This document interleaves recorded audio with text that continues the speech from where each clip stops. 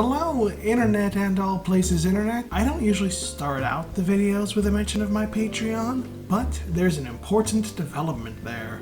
See, that Patreon does help fund the videos, but it's really mostly to help me rewrite my first published book as well, and I actually finally finished writing it at the time of this recording.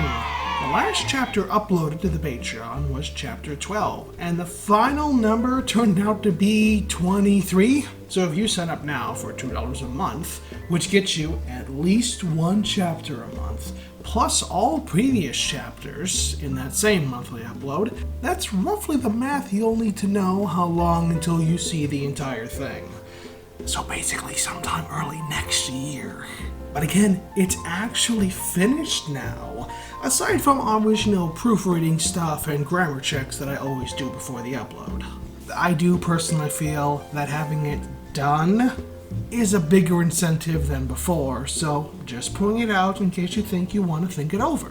I've also just kind of forgot to mention that videos like this tend to have funny moments that just don't flow with the rest of the narrative and get posted as cut content only for patrons. And those patrons only have to pay $1 a month, so if you're not super interested in the book stuff, there's a cheaper tier that will get you those videos. And also, you still get those videos if you decide to do the $2 tier, because, you know, I'm not going to gate you for paying more money. That'd be weird. And also, with this one specifically, not only will there be, like, some jokes that I fully edit, there's also going to be an audio-only version of just almost the entire discussion. You know, some editing for stuff like breathing or just talking over each other too much will also be just on the Patreon. So, hey, if that's your kind of thing, please do consider supporting on Patreon. Okay, so also while I have you here, believe it or not, this video on a kids movie is coming with a content warning. So for starters, the rambly stuff with a friend of mine, there's a lot more swearing than the usual stuff, so because of that, it's a little bit too hard to just edit all that stuff out. I know I seem to flip-flop between censoring and not censoring. I'm just going to take the time for this one to say there's no censoring. But not just that. If you've never seen the original Peach Dragon, I swear I'm not making this up, and you'll see it in the video because we cover it. There was content in the movie that my friend and I couldn't help but regard as child abuse and sexual harassment. Sometimes we discuss it seriously to wonder why it's there, and admittedly we weren't above making a joke about it a couple times too because of how ridiculous it was, how often it appeared in the movie. So discussions of that, both comedic and semi-serious, are not something you're up for a discussion about an old kids movie. Yeah, this is your warning now. Just, again, a heads up, and if you don't think I'm serious, again, you haven't seen this movie. It's really an odd one, Peach Dragon. But hey, if you're staying, I hope you enjoy the video. This was a lot of fun to record. So just like with the episode on Tron, there's a couple of these movies that I really can't tackle any other way than getting a friend of mine who also watches the movie and we talk about it. And this time it's, well, not any different. It's the exact same friend from last time, although she picked the movie. Friend, I know they can read it in the title, but why don't you tell them what the movie was? We watched Pete's Dragon, the 1977 version. Yeah. The 2 hour and 15 minute version of Pete's Dragon. Yeah, I'm gonna get this out of the way right now.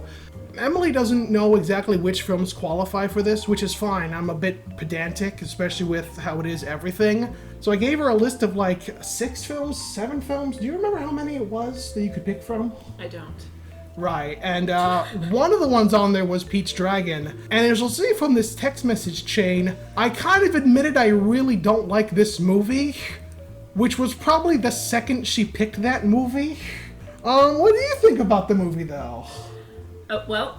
First of all, I forgot that it was a musical. So did you also forget it's a giant piece of shit?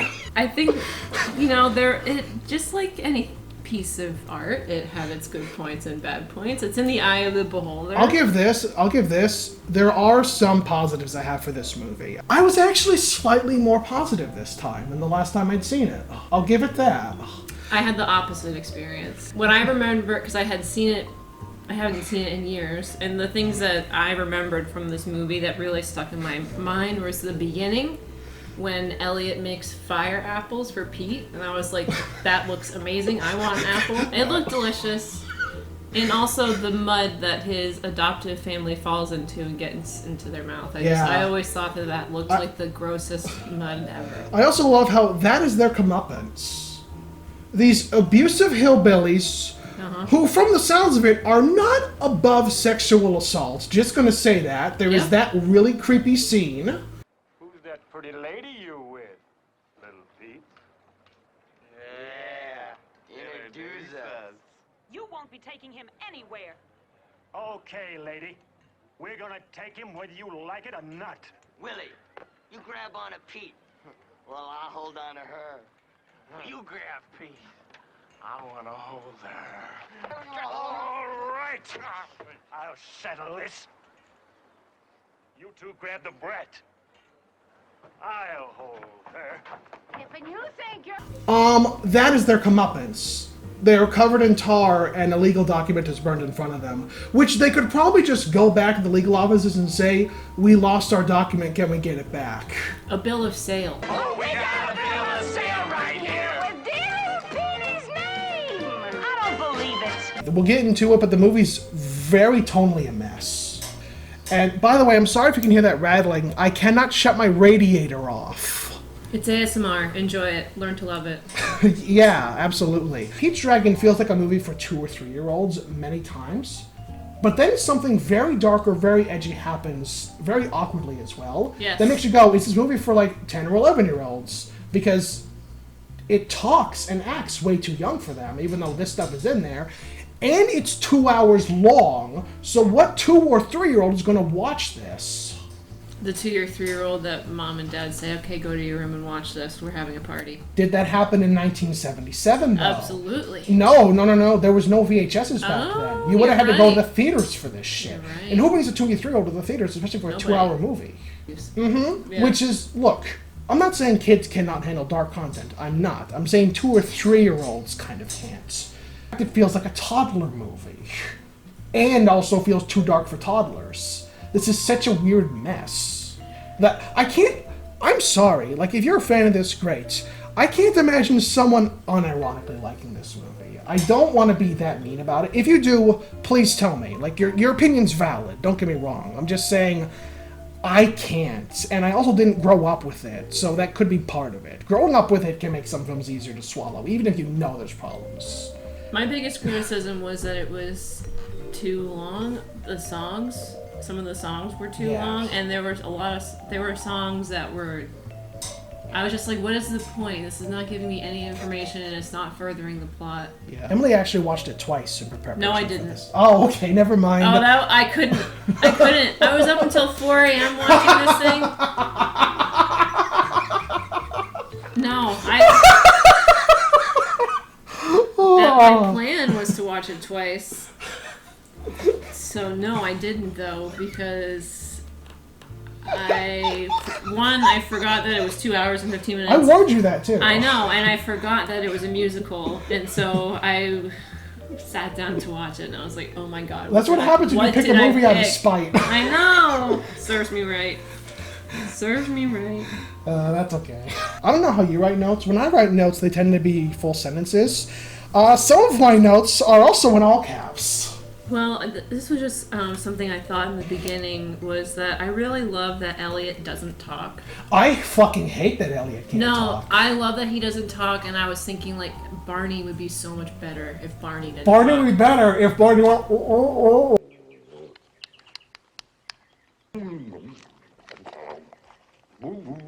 And the clicks and I whistles. hated those clicks and whistles. I felt that I could not get attached to Elliot as a character without being able to say at least like minor words. He was like my favorite character. He didn't need to be eloquent, but he could have at least said something. Like, this is going to be a weird comparison. This is going to be a weird comparison, but in the Garfield show, sometimes Odie was allowed to say, like, one actual word or whatever. And it's weird and out of place because Odie normally can't talk.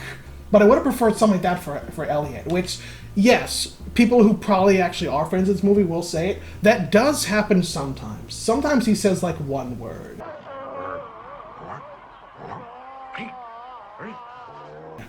And it kind of makes me wish he did that more often, or if the movie was paced better, he could have, like, learned more words as the thing went on. I would have liked that, too. This is going to be the biggest course of debate. Elliot was your favorite character. One of my favorite characters. I hated him. Who was your favorite character? Mickey Rooney. Put one foot in front of the other.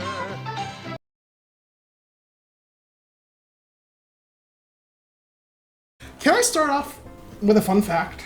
Please. So you saw this in the opening credits. The animator for Elliot the Dragon was Don Bluth. Now, do you know that name offhand?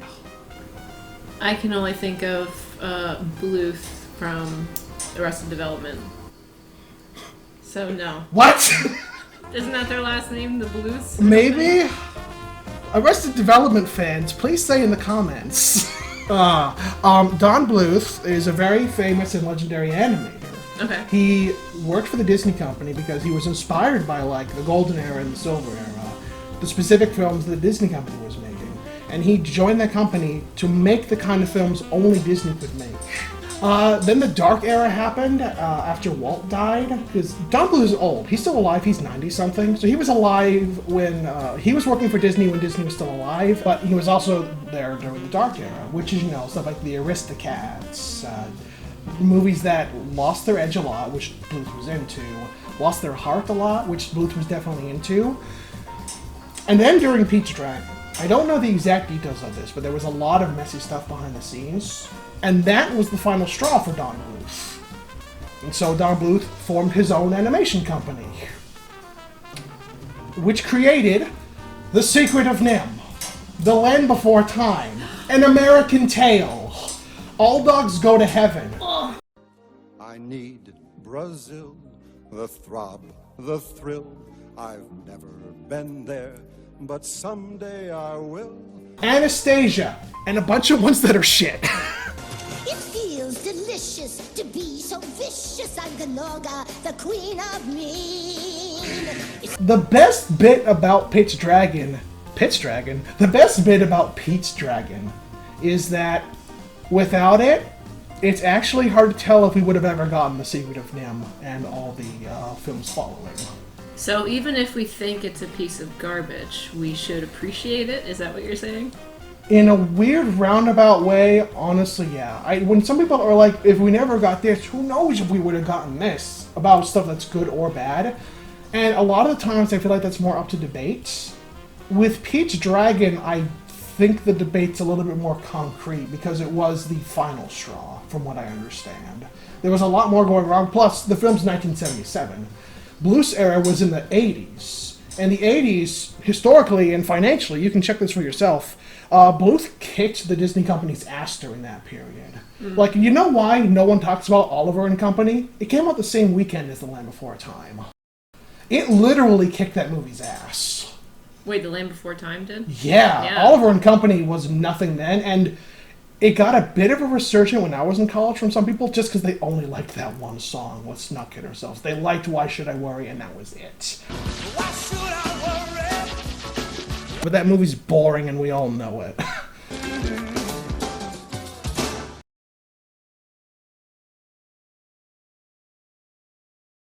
Do you want to know who my favorite character is? Can I take a guess? Yes, please say yes. Was it Dr. Terminus? Of course. Yes! He's the strongest character. Thank you, thank you, thank you. I sense enthusiasm. I sense loving response. Yes! He's and the I was best. rooting for him. Me too! What? Except when he wanted to, Kill harvest- Elliot? I don't remember I that. was kind of okay with that, to be I did perfectly not. honest. I did not remember that as a kid. What I'm about to say is not really a criticism or a nitpick. It is something I don't understand. Okay. And for a movie this messy, I mean, like, bringing it up, like, maybe you can help me figure this out. Maybe a commenter can, and maybe it's just impossible. So Dr. Terminus is a fraud, out and out. That's Oh my made goodness, I'm so glad you're bringing this up. very obvious. After he finds out that the dragon is real, he pulls out a fucking magical tomb and is like, oh, you can use dragon parts to make cures. And I'm sitting there like, is this magical tomb real? Because it shouldn't be. He's a fraud. Okay. But why the fuck would a fraud book have specific things to do with dragon parts? That feels out of tone for this kind of movie. Is magic real or not? Or is this just fraudster shit where like, hey, you really want really dumb suckers who believe in magic? Tell them it's dragon bits, which still wouldn't make any fucking sense why he would wait for an actual fucking dragon instead of just saying, this one's made with fucking dragon here or whatever. That's why he's my favorite character. I think he's the most, like, complicated, because even before he finds out about Elliot, at 1 hour, 5 minutes, and 40 seconds, he's making potions, and he's trying to recall the recipe.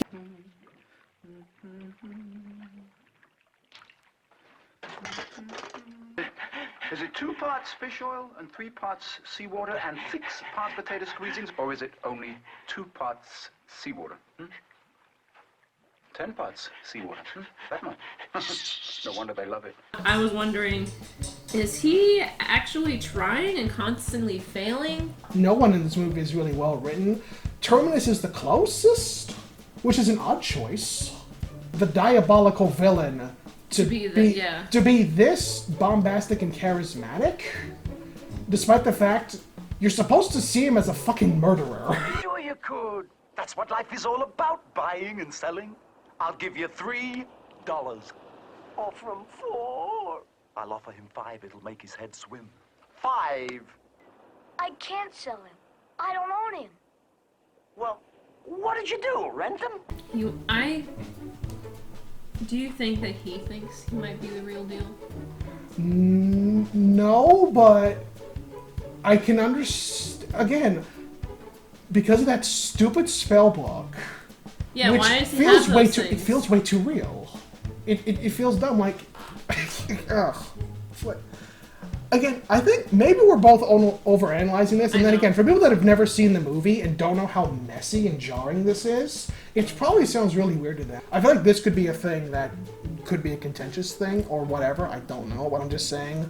Well, the first time I watched it, I was not a kid. It happened to be on cable when I was in college, which is why I know how much I didn't like the movie. Because I saw it as an adult and I was like, oh my god. What? Like, here's an easy way to fix this. Get rid of the spellbook. Just have Terminus say, like, I don't know, make him want to put Elliot in a fucking zoo. There are so many other evil things you could do to capture or kill the dragon that are a lot less complicated and still within character. He's just a greedy son of a bitch who wants to buy horses again and whatever. Like, there's so many ways they could have done this, and I feel like they did a really weird way. He sang a song about it, of course. Yeah, every little piece. And he was recognizing the value. He wasn't singing about... Yeah. Like, he was reading the book and being like, oh, this can do this, so it's worth whatever. Every little piece.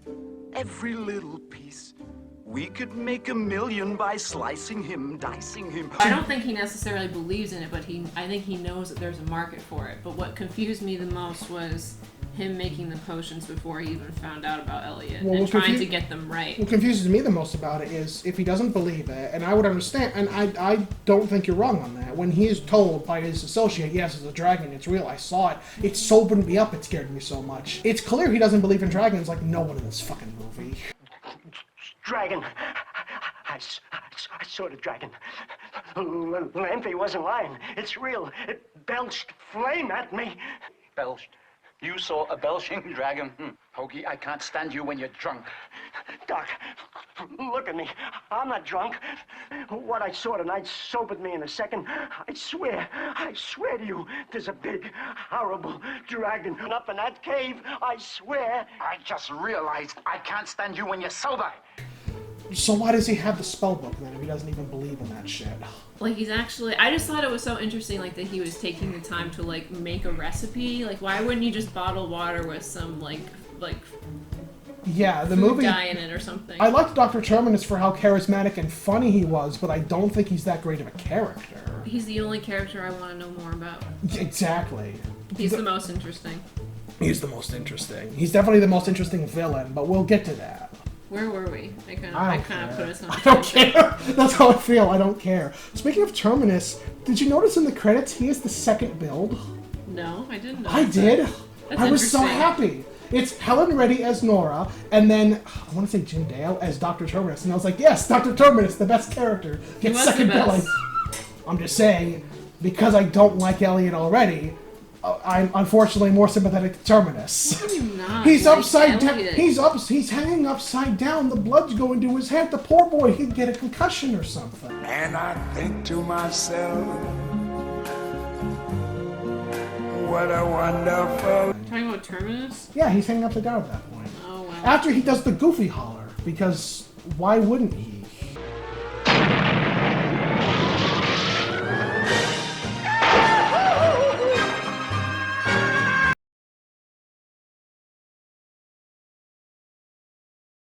Let's do one section now that I think we should now. Okay. Let's talk about the songs.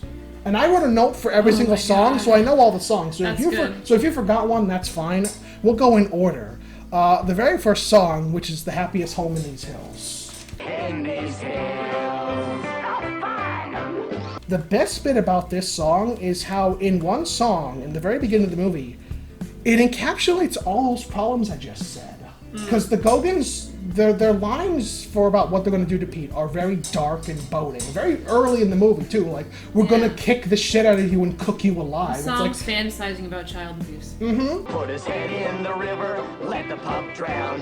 Trap him, strap him, wrap him in a sack, yeah! And then within that same song, also, they sing to Pete directly while they're trying to find him about all the nice, fun stuff they'll totally do when they get him back.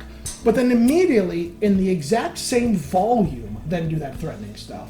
We'll have you sing in chapel. You'll be the apple of Mama's eye. So, which highlights some of the intelligence and pacing and plotting problem in this movie, where it's like, the people who made the movie thought the general audience for the movie, the audience that they wanted this movie for, is so dumb, they would not figure out the Gogans are lying without the Gogans immediately contradicting themselves a second later.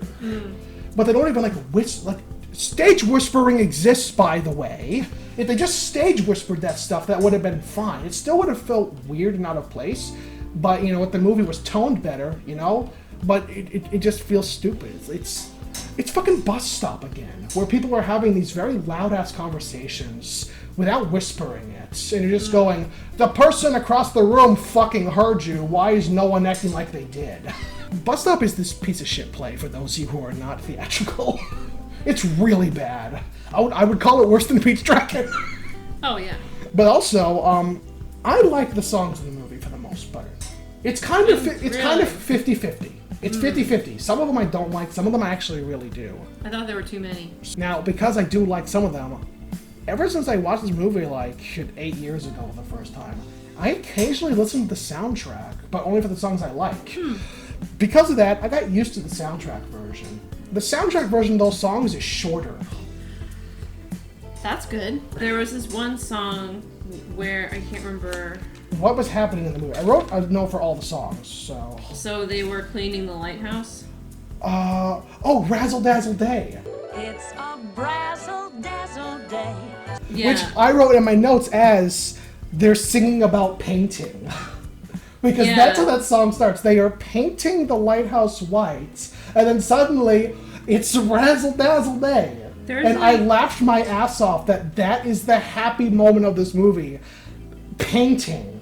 There are quite a few moments that made me go, oh, poor Pete.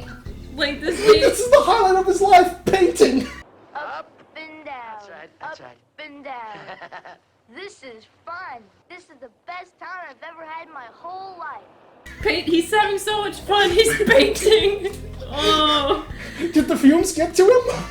But there's this one part in that song for almost 3 minutes, they're just dancing and cleaning windows. They're not even singing. There's a lot of butt stuff with the window. Oh yeah, no, that was weird. I almost wrote that down too. But I didn't write it down, but I said out loud, Why are they rubbing their butts on the lighthouse? That was weird. I get, but if you're a really small kid, butts are funny. So Yeah. I didn't write it down because I was like, I get why, because kids think butts are funny. Yeah. But it was like, this is stupid. It was just too much. I was just like, what is...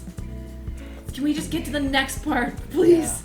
A note I took during this first song, because I remembered this even just watching that back. And this is my exact note. The dance choreography fucks.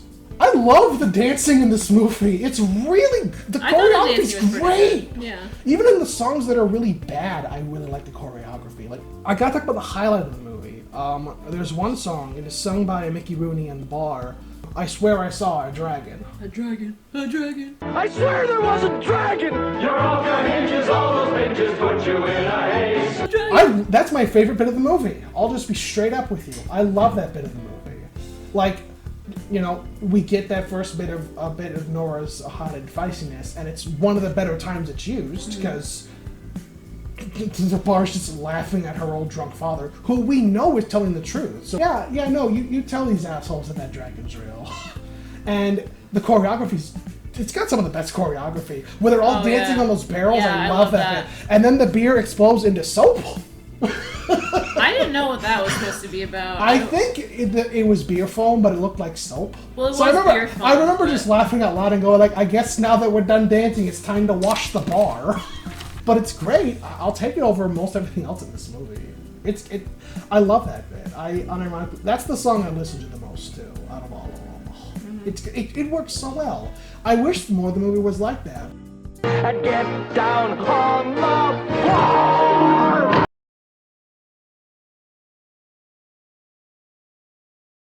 Yeah, the whole thing is more about Elliot. Not Elliot, shit. I keep thinking the kid is Elliot. I think that it's more about Pete getting his happy ending. Yeah. The first thing we see is him running away from the abusive hillbillies, which are the worst villains in the movie. They do not work at all. They are some of the darkest content, and like I said, if the movie was made with a darker tone, that would work. But because it's so lighthearted and like toddler friendly, it's like these people look like they eat people. I'll cook you. Watching this again, I immediately went, when the fuck did this become the Texas Chainsaw Massacre? They look like scary hill people. Yeah. When they come into town to take Pete back, none of the extras, none of those people give a shit. And there's and there's a logical reason behind that, filmmaking wise. They're extras. They weren't told to react. Well, nobody gives a shit about Pete. Nobody, that's except kind of for like Nora and Lampy. That's a theme in the... A perfect example of how nobody gives a shit about Pete is, at one point, Nora gives this kid soup. And there's chowder on the stove, if you'd like some.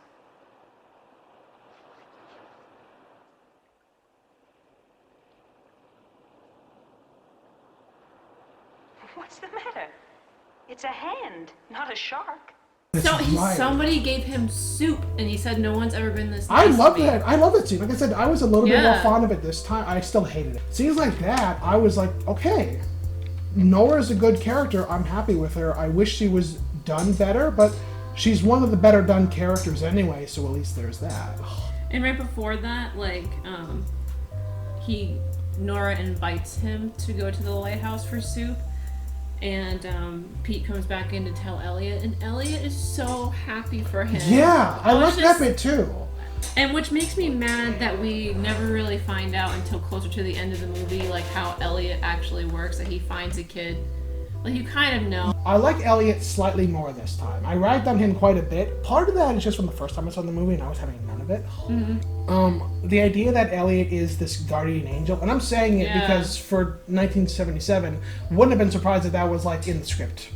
Elliot's barely in the movie, actually. Watching it again, I was like, yeah. Even when he's not invisible, he's barely in the movie. He is. There are times where like they'll talk about it and then people will be like, right, Elliot's like, oh, Elliot's here. And then other times, they don't. So it's like, Elliot's not here. It's hard to tell when he is and when he isn't there because he can go invisible. And I think it's a budget reason. I think he was too expensive. But then again, you know, you also have Helen. No, God damn it. I didn't want to call her Helen because Helen Reddy is her actress. I even wrote it in my notes. Don't call her Helen. Her name is Nora. I got this impression, like, that she was supposed to be, like, this, responsible, loving role in this kid's life.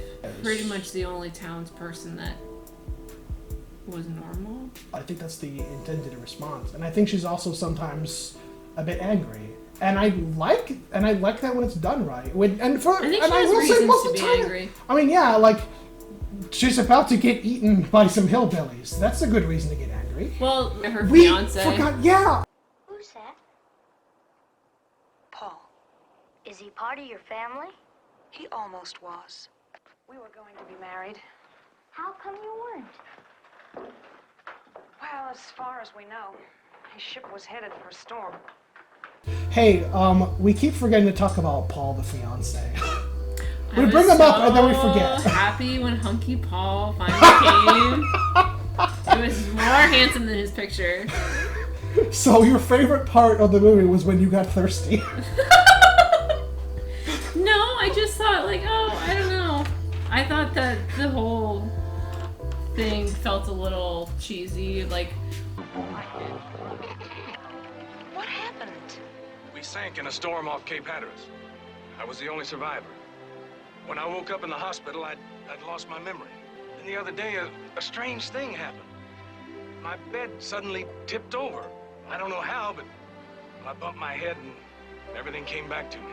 Yeah, it was cheesy. Because like I was like, that's so dumb. The first time that she brings up Paul, you know what my note was? What? Oh yeah, her missing fiance. I forgot that was part of the movie. That is how little it matters. Like he's brought up one more time after that, and it's not even involving her. She's not in that scene. It's Pete brings the photo to Elliot. It's like, Elliot, could you go look for this? And it's like 40 minutes. I'm surprised the movie bothered to remember. And Elliot like looks at it, makes a lot of clicking sounds, and is then like, okay. And then Elliot fucks off for like a good chunk of the movie. Gave him a side quest. I kind of wish we'd seen those scenes actually. I think that too. We could have cut if you want some to make songs. Elliot more endearing, see him like stumble and fumble around without Pete there to help him out. You know. Like I don't get this Elliot hate train you're on. I do not know how Elliot could be more endearing. I think. And then the third part, which is like 20-30 minutes later, where Elliot comes back and goes, and Pete is like, that means you found him. And then he goes to Nora and is like, Elliot found, I almost said Pete, Elliot found Paul. And that clearly opens a wound. Nora! Good news! Elliot found Paul, and he's on his way home. Yeah. Which I thought she could have been there. That could have been a bigger moment. That's one of the things that like really makes me think this movie is messy, because like in that same scene, because Lampy of all people to me is like, we shouldn't talk about that. Oh, this is a serious scene. Okay, I'm here for this. And then she's like, stop it. We all know Elliot's not real. And this is after he makes the Elliot-shaped hole in the school. You know, if that scene hadn't happened, fine. Then like, stop it. Grow up. And it's like, that is okay with her, but I think that's the biggest. I think that's my biggest problem. Of all the things I've complained about, I think that's the biggest one. Because if the school scene hadn't happened, I wouldn't even have this problem. Because it is just, how do you not believe Elliot by this point? He's broken so much shit that like now something looks like him. And after that, it's like, but because Pete just opened a wound by bringing Paul back up, I get it. I would get why she would be so upset. Because I'm mad at her for still being so stupid and not believing in this dragon, because of that specific thing. Anything else happening before then, whatever. It's a fucking invisible dragon. I can understand not believing that.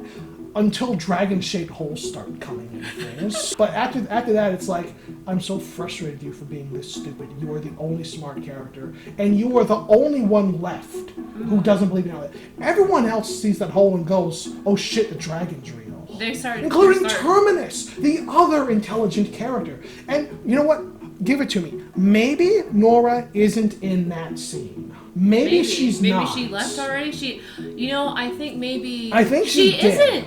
She's not in that scene because she dropped him off, and then what happens is that they're in class and they're learning, and Elliot's outside, and he starts ringing the school bell. So Nora's long gone. The only problem with that is that just because she didn't see it doesn't mean the hole fixes itself in like 5 minutes. No, you're right. She would still see it eventually. And I'm sorry, some things you can suspend your disbelief for in a movie, but some things you can't. But even Lampy, like who had seen it with his own eyes, is starting to be like, oh, I don't know. Lampy, you've seen him, haven't you?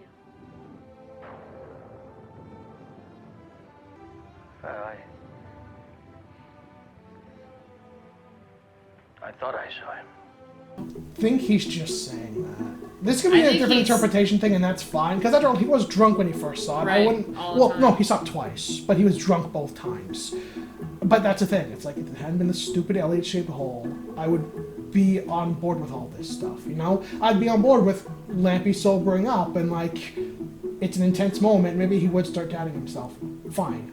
Nora getting to a breaking point because how dare you bring up Paul as if he's still alive. He can't be. I'm not a child. Don't talk to me like I'm one literal child.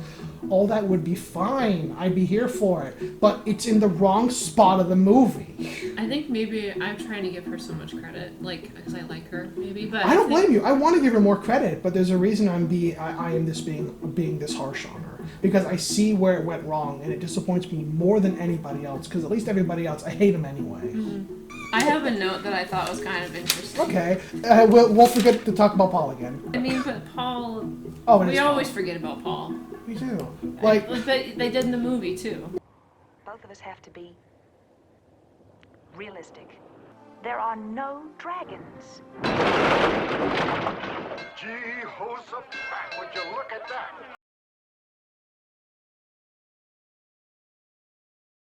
That's all I have. That's all I have, too. Alright. What do you rate this movie? 1 out of 5. I'm not even joking. Hey, so this is Editing Room Wyatt here, and sorry for further background noise like what you've had for the entire episode. Would you believe it's March, and that radiator that I cannot shut off is still going on in March? See, there's your proof right there. But ever since that recording, I've actually thought something over about the star rating that I just gave. Don't get me wrong, I still really don't have a good time watching the movie. However, I mean, the design for Elliot is really good. As I stated in the thing, while not every musical number really gets me tapping my toes, the ones that do are really good, and I can't even say the lesser quality ones are really awful or anything. They just didn't really hit as hard. And while it's an ironic thing, you know, if I really do enjoy the villain as much as I do, that's inherently a positive for the viewing experience. But also there's this. Peach Dragon's not the only movie from Disney that I already know I don't like because of a previous experience. And thinking about some of those, I ultimately know I like those movies less than Peach Dragon. And the number, while not as super high or anything, there's enough of them that makes me want to reconsider the rating. There are just enough movies that I think do so many things worse than Peach Dragon, even if I personally find things that don't work about Peach Dragon to be really just confusingly annoying. So you know what? I'll give it a bit of a victory. I'm bumping my rating up to 1.5 stars out of 5. There are some legitimately pretty enjoyable things about this movie. And also for the segment that's just about to happen, just remember, I also convinced myself to put my rating up. I'm not saying anything, I'm just saying I put my rating higher for whatever someone might be doing in just a bit here. I gotta give it a 2.5. And that's an average rating, just so you know. Like for this movie? Like no, mediocre. I'm saying like 2.5 is mediocre. Alright, let's give it a 2. Okay. I mean, I'm not preventing you from doing it. I'm just letting you know. I can't give it a... So you're 1? Yes, I'm a 1 out of 5. I despise how this movie turned out. I'll give it... Oh, man. I definitely feel more than a 1, but it's not a 2.5. Then it's a 2 or it's a 1? It's a 1.75. Fair enough. No, it's a 2. I'm the one who does the letterboxd entry. It's so 2. Yeah, and you don't, so I don't have to like pretend it's like 1.5. You can say whatever you want. It's 2. You could say it's a rubber duck out of a shovel, and that would work. I don't care. It's a stale turkey sandwich. And a vegan said this, by the way. So just I don't know what I don't know what that means. But... Well, you don't eat turkey anymore, so or it's like bread. I would assume. Does bread have like animal byproducts in it? No, I can't have gluten. Oh, okay. Because my life is miserable. No. So for me, like saying it's a stale turkey sandwich, I'm like, well, I wouldn't eat it if it was fresh anyway. It's still a sandwich though, and I loved and miss sandwiches. Well, you also wouldn't eat it if it was fresh No, I because it's wouldn't against eat it. all your dietary restrictions. Yeah, you're right.